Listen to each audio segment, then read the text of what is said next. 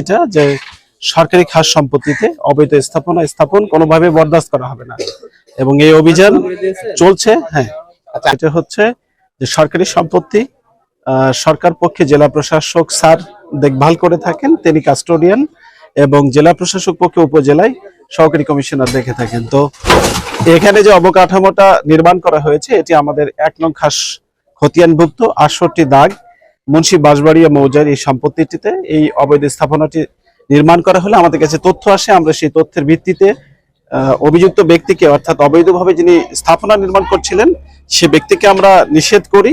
আমার তহসিলদারের মাধ্যমে, ইউনিয়ন ভূমি সহকারী কর্মকর্তার মাধ্যমে তাকে সতর্ক করা হয়। তারপরেও উনি যেহেতু সেই সতর্কতা মানেননি, তখন আমরা তাকে এই স্থাপনা ভেঙে দেওয়ার জন্য আসছি। আরো কেউ যারা এরকম আছে উপজেলা এরকম?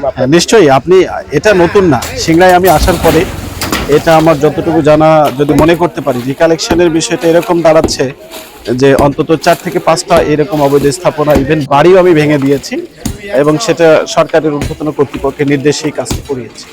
এই তো লোহা তিতু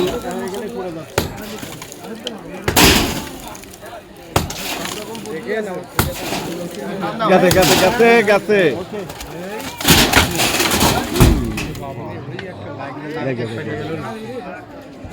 এখন ওই দুটা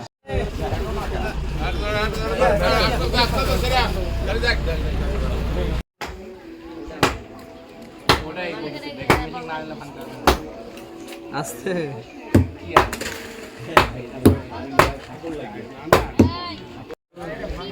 রডের উপরে বাড়ি দিচ্ছে, তুমি সাইডটা একটু খুলে দাও।